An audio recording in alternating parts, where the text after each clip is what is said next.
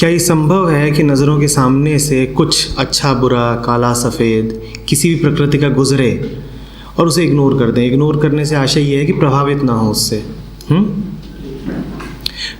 कौन अप्रभावित रह जाए, कौन अछूता रह जाए? नज़र तो अप्रभावित नहीं रह सकती। नज़र अप्रभावित नहीं रह सकती क्योंकि नज़र क्या है? नज़र एक यंत्र है, तो उसे तो देखना है, उस पर तो प्रभाव पड़ेगा। लेकिन ये संभव है कि तुम पे प्रभाव न पड़े।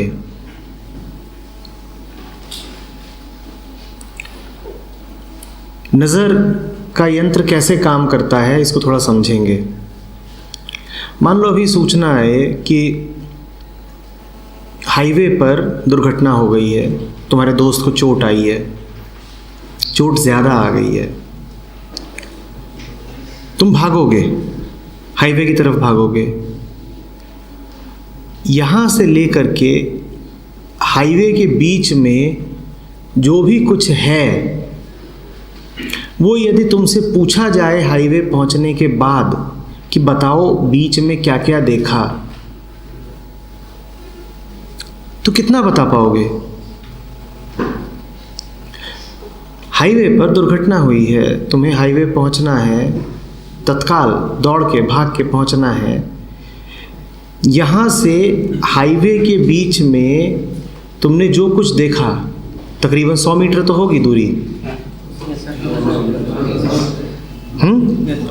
इस 200 मीटर को तुम दौड़ते हुए पार कर गए, और जब पार कर जाओ तो तुम्हें रोक के पूछा जाए कि बताओ रास्ते में क्या क्या देखा, क्या बता पाओगे?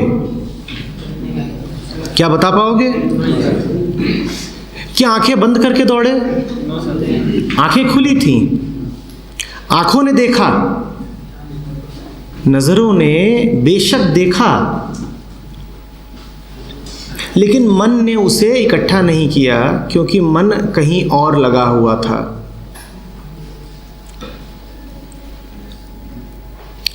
मन कहीं और लगा हुआ था, तो मन पर इन सारी बीच की घटनाओं का कोई प्रभाव ही नहीं पड़ा। तुम दौड़ते जा रहे थे, बीच में न जाने तुम्हें कितने और दोस्त मिले, यार मिले, छात्र मिले, छात्राएं दिखीं, तुमने जैसे देखकर भी नहीं देखा। और अगल बगल पेड़ पौधे थे और सामने से किसी की बाइक आ रही थी, तुमने देखकर भी नहीं देखा। तुम्हारा चित्त अभी बिल्कुल एकाग्र हो चुका था, उसको एक घटना के अलावा और कुछ दिखाई नहीं दे रहा था। वो घटना क्या थी? दोस्त को चोट लगी है। अब आंखें सब कुछ देख करके भी कुछ और नहीं देख पा रही थीं क्योंकि मन पर कुछ और था जो महत्वपूर्ण था। तो आंखों का यंत्र काम करता है, लेकिन प्रभावित होने वाली आंखें कभी नहीं होती। प्रभावित होने वाला कौन होता है? मन। मन प्रभावित उसी से होता है जिसको मन महत्वपूर्ण मानता है। ये बात शोध के द्वारा अब बहुत बार सिद्ध हो चुकी है कि इंद्रियों को जितनी सूचनाएं मिल रही होती हैं, इंद्रियां उसमें से 1%, 2% ही लेती हैं, बाकी खुद ही छोड़ देती हैं, छान देती हैं, फिल्टर आउट कर देती हैं। ये बात तुम्हें बड़ी विचित्र सी लगेगी, पर ऐसा ही है। किसी भी समय हम पर लगातार सूचनाएं बरस रही हैं, आँखों पर, कानों पर, त्वचा पर, समस्त इंद्रियों पर वो सूचनाएं मन तक नहीं पहुंच रही हैं क्योंकि मन ने तय कर रखा है कि वो महत्वपूर्ण नहीं है। मन तक वही पहुंचता है मन जिसे महत्वपूर्ण मानता है। बात समझ में आ रही है? अब अभी हमने जो उदाहरण लिया, उस उदाहरण से सिर्फ इतना ही सिद्ध हो पाया कि यदि मन एक चीज़ को महत्वपूर्ण मानता है दूसरी चीज़ की अपेक्षा, तो दूसरी चीज़ें उस पर अंकित नहीं होती, छाप नहीं छोड़ती, क्योंकि उसने एक चीज़ को महत्वपूर्ण माना है। ठीक, हमारे प्रयोग से इतना ही सिद्ध हुआ। प्रयोग को आगे बढ़ाएंगे। मन की एक दशा वो भी हो सकती है जब ये ना हो कि एक चीज़ की अपेक्षा दूसरी चीज़ महत्वपूर्ण है, ये हो जाए कि जो भी चीज़ है वो महत्वपूर्ण है ही नहीं, जो महत्वपूर्ण है वो चीज़ नहीं है। नहीं समझे? अभी हमने कहा कि रास्ते में तुम्हें इधर उधर के छात्र दिखे, तुम्हारा मन उनको अंकित नहीं करेगा, क्योंकि मन के लिए कौन जरूरी था? दोस्त। ठीक है ना? कोई विषय है, कोई ऑब्जेक्ट है जो कि एक व्यक्ति है, वो महत्वपूर्ण है दूसरी चीजों से, दूसरे विषयों से, दूसरे व्यक्तियों से। मन की एक स्थिति वैसी भी हो सकती है कि जिसमें कोई विषय उसके लिए महत्वपूर्ण न रह जाए, मन अपने आप में समा जाए, मन अपने आप में समा जाए। मन कहे जितने भी विषय हैं उन सब की प्रकृति एक है, वो आते हैं जाते हैं।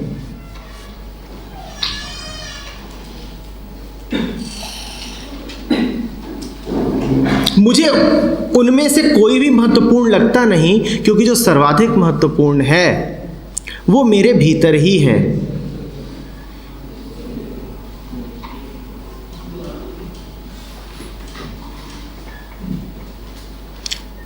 न अच्छा महत्वपूर्ण है न बुरा महत्वपूर्ण है, जो महत्वपूर्ण है वो हमने पा लिया है। तो अब प्रभावित क्या होना? अब पूरा खेल तुम्हारे सामने चलता रहेगा और तुम उसके मध्य में अनछुए से बैठे रहोगे।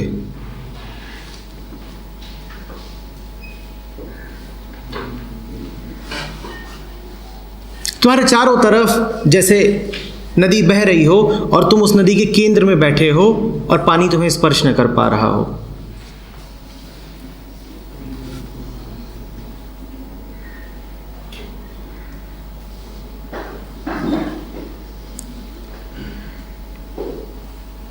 ऐसी स्थिति हो जाएगी। याद रखना, इस स्थिति में यह नहीं हुआ है कि तुमने कोई कल्पित विषय महत्वपूर्ण मान लिया है। अब तुम्हारे लिए कोई विषय महत्वपूर्ण नहीं है।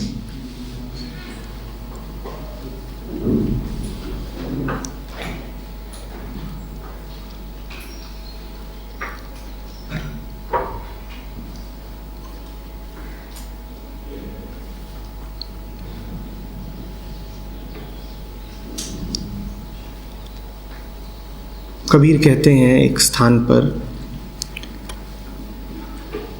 कि सारी खींचातान मिट गई।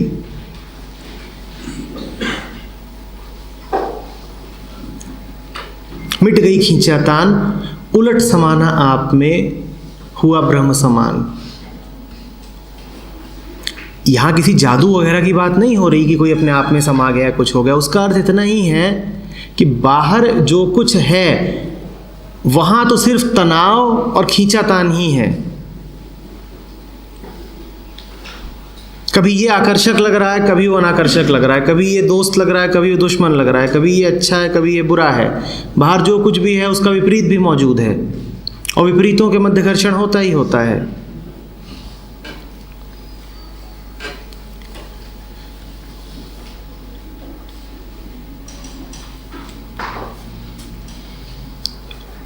ये ना सोचना कि तुमने बड़ा अच्छा काम कर दिया अगर तुम अच्छे के पीछे भागे और बुरे से बचे, क्योंकि जो आज अच्छा लग रहा है वो कल बुरा लगेगा।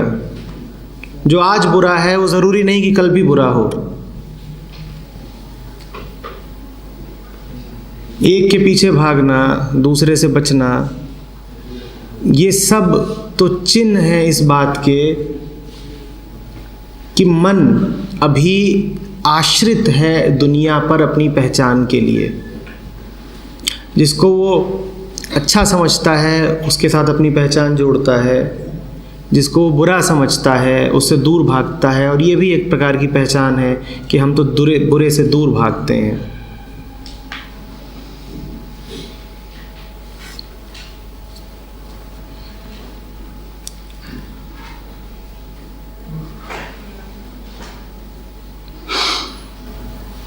समझ रहे हो? क्या समाज में रहकर ये पॉसिबल है कि हम किसी चीज़ से इन्फ्लुएंस ना हो जाए तो वही मतलब कि वो फिर वैसा हो सकता है कि पहाड़ पे चले जाएं, ऐसी जगह चले जाएं जहाँ पे मतलब कि सिर्फ हम हों और फिर कुछ भी नहीं। तुम यहाँ पर बैठे हो, क्या ये ज़रूरी है कि तुम इस बात से प्रभावित हो कि तुम्हारा दोस्त क्या कर रहा है बगल में? लेकिन कुछ चीज़ें लोग हैं वो देख रहे हैं वो चीज़ और कुछ ना कुछ तो कर दी है ऐसा। तुम यहाँ बैठे हो, समाज ही है चारों ओर, और यहाँ पर दो तरह के लोग बैठे हैं। एक जिनको इस बात से बहुत फर्क पड़ रहा है कि मेरा पड़ोसी क्या लिख रहा है, क्यों क्या खुसर पुसर कर रहा है, और दूसरे वो जो ध्यान में बैठे हैं। क्या ये दूसरे तरह का व्यक्ति संभव नहीं है? निश्चित रूप से संभव है। लिमिट टाइम के लिए हो सकता है कि हम वैसा कर सकते हैं कि पूरी लाइफ बहुत लंबी लाइफ है, जैसे 40-50 साल के लिए। जो तुम सोच रहे हो वो मात्र सोच है कि लाइफ बहुत लंबी है। इस क्षण में हो सकता है ना, अभी हो सकता है ना, 2 मिनट 5 मिनट के लिए, 2 मिनट 5 मिनट भी नहीं, मात्र इस पल में हो सकता है। तो बस अभी है, और अभी ही असली है, और आगे की सोचना तो अभी से बचना है। अगर अभी हो सकता है तो अभी करो, ये सोचो, छोड़ो इस बात को कि आगे कैसे होगा कि नहीं होगा। आगे की आगे देखी जाएगी। जब यहाँ आने से पहले खाना खा रहे थे तो क्या ये सोच रहे थे कि जब यहाँ पे पहुँचोगे तो ध्यान से सुनोगे? अब जब आए हो तो सुनो ध्यान से, जब आगे जाना तो तब आगे की देखना। खाते समय यहाँ की नहीं, यहाँ समय मैदान की नहीं, जहाँ हो वहाँ की देखना।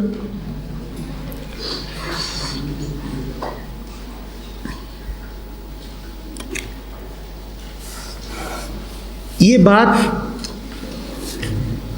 समझने में हिचकिचाहट इसीलिए होती है क्योंकि हम यहीं पर बैठ करके आगे की पूरी गारंटी चाहते हैं, और खेल ऐसा है नहीं कि पूरी गारंटी मिल जाए। उसमें तो जो जब होना है तभी होगा।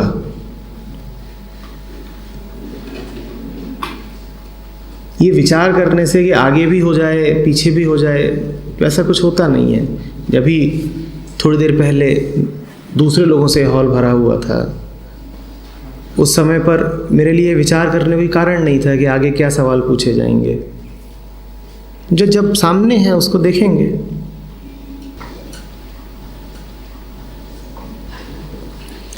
और एक बात और समझना, मन में ये भ्रम मत आने दो कि दूसरों से प्रभावित ना होने का अर्थ ये है कि मैं दूसरों से कोई संबंध नहीं रखूँगा।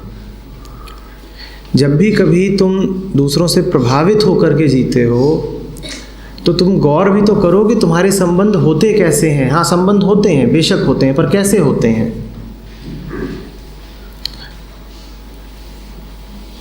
कष्ट के संबंध हैं, हिंसा के हैं, मालिक और गुलाम के हैं। एक दूसरे को प्रभावित किए दे रहा है, हावी हो रहा है, ये मालकियत का संबंध है। ये कैसा संबंध है? और हम इसी को बचाने के लिए बार बार ये तर्क उठाते हैं कि क्या ये संभव है कि प्रभावित होकर ना रहें? प्रभावित होने का अर्थ ही है कि मेरे भीतर कोई कमी थी, कोई हीनता थी, जिसको मैं उम्मीद कर रहा हूं कि दूसरा आकर के पूरी कर देगा। और संबंध बनाने का एक दूसरा तरीका है कि अपने आप में पूरा हूं, मौजूद हूं, कोई ऐसी हीन भावना नहीं है भीतर जिसके कारण संबंध बनाया जाए। भिखारी होता है एक चौराहे पे, उसका भी तो संबंध है ही ना, जिससे वो भीख मांग रहा है। ऐसे संबंधों का क्या फायदा? ऐसे संबंधों में तो मात्र कष्ट है। लेकिन अगर तुम ध्यान से देखो तो हमारे सारे संबंध ऐसे ही हैं, उनमें कुछ पाने की इच्छा लगातार छुपी हुई है। और भिखारी तुमसे कुछ पाएगा नहीं अगर तुम्हें प्रभावित ना करे। और जब तुम भिखारी को कुछ दे देते हो तो तुम्हें खूब जताता है कि वो प्रभावित हो गया। देख रहे हो ना, पारस्परिक प्रभावित करने का खेल है। पहले भिखारी आएगा और तुम्हें प्रभावित करेगा। मेरी दीनता देखो, मुझे कुछ दे दो। जब तुम उसे कुछ दे दोगे तो कहेगा जुग जुग जियो बेटा, वो दिखाएगा तुमसे प्रभावित हो गया है। ऐसे संबंधों के साथ चलने में रखा क्या है? और याद रखो, दो भिखारी यदि एक दूसरे से भीख मांगे तो करोड़पति नहीं हो जाएंगे। हम करते भी यही है ना, मेरे भीतर भी हीनता की भावना और तेरे भीतर भी हीनता की भावना, और इसी भावना से हमारा रिश्ता निकल रहा है।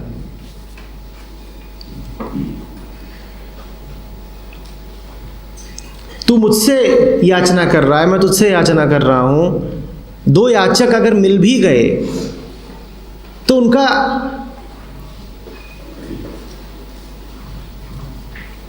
क्या हो जाना है?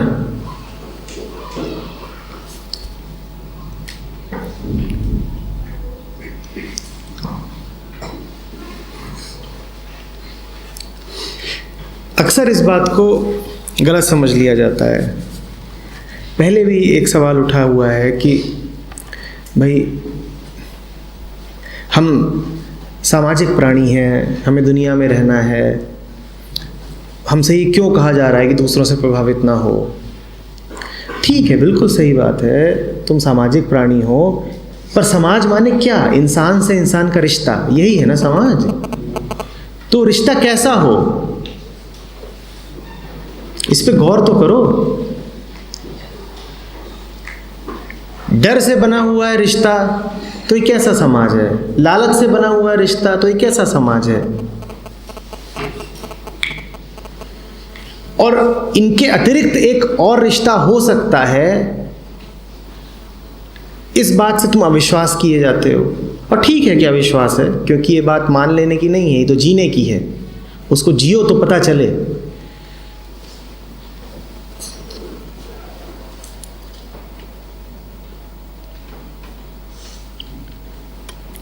हम जिन संबंधों की बात करते हैं वो बड़े भ्रष्ट और बड़े हिंसक संबंध हैं।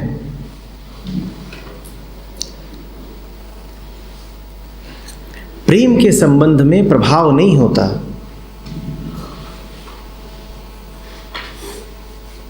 स्वस्थ संबंध में प्रभाव नहीं होता। प्रभाव का तो मतलब ही है अभाव। जहां अभाव है वहीं प्रभाव है।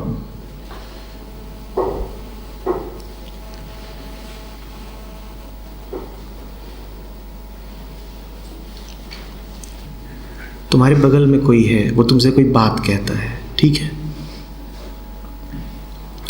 अभी तुम मुझसे सुन रहे हो, हम एक बात कर रहे हैं, ठीक है? तुम्हारा पड़ोसी तभी तुम्हें कोहनी मारता है और तुझसे कुछ फुसफुसा करके कहता है एक बात। प्रभावित हो जाने का अर्थ क्या है, इसको गौर से समझेंगे। जैसे पानी हो और तुम पानी को 100 डिग्री तक ले जाओ तो पानी को भाप बनना ही बनना है, ठीक?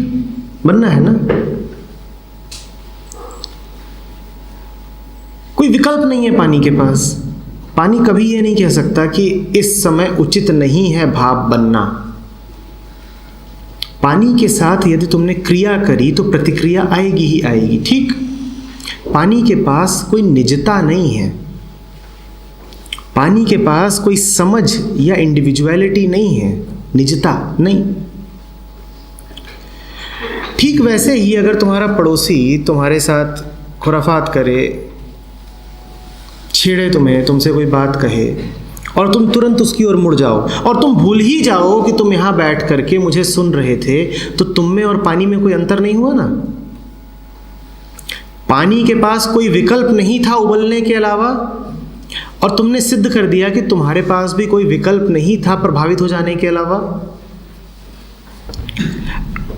पानी के पास कोई चेतना नहीं, पानी मृत है। प्रभावित हो जाने का बिल्कुल यही अर्थ है कि मैं मृत हूं, मैं तो बस सीधे सीधे रिएक्ट कर देता हूं। जैसे पानी सोडियम पे डालो, रिएक्शन हो गया, सोडियम के पास कोई विकल्प नहीं है। कभी सोडियम नहीं कह सकता कि इस समय नहीं फटूंगा, शोर मचेगा। अरे संवाद चल रहा है, इस समय फटना उचित नहीं है, शोर मच जाएगा, धुआं हो जाएगा। सोडियम कभी ऐसा नहीं कह सकता, उस पर पानी पड़ा नहीं कि। ठीक उसी तरीके से अगर तुम्हारा पड़ोसी तुमसे कुछ कहता है और तुम ये भूल ही जाते हो कि यहाँ क्या हो रहा है और तुम उसके साथ संलग्न हो जाते हो, इसको कहते हैं प्रभावित हो जाना। ये जीवन का निषेध है। इसमें तुम अपने आप को जीवित मानो ही मत, भले ही सांस ले रहे हो पर जीवित नहीं हो, क्योंकि तुम्हारी चेतना इसमें कहीं थी ही नहीं, समझ का कोई काम ही नहीं हुआ। संबंध बना, बिल्कुल बना। अगर कोई दूर से देखे तो उसे एक संबंध दिखाई देगा। क्या संबंध था?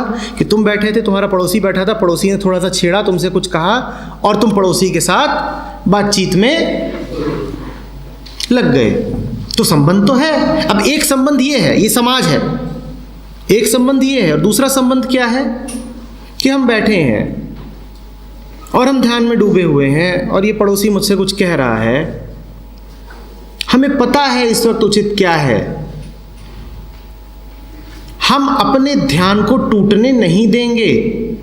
और इतना ही नहीं, यदि तू वास्तव में मेरा मित्र है तो हम तेरी भी मदद करेंगे, हल्के से आंख के इशारे से समझा देंगे कि मैं ध्यान दे रहा हूं दोस्त और तू भी ध्यान दे।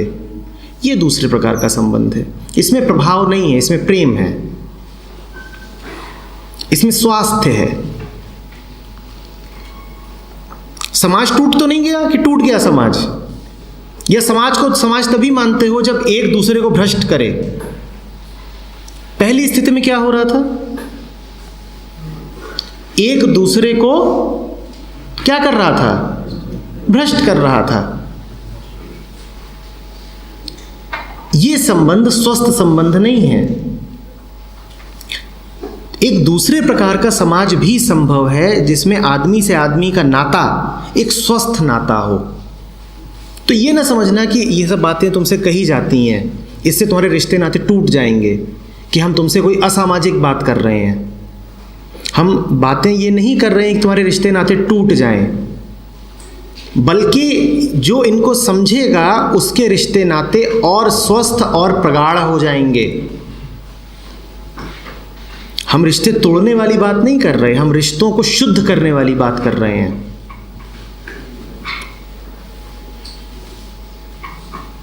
आ रही है बात समझ में?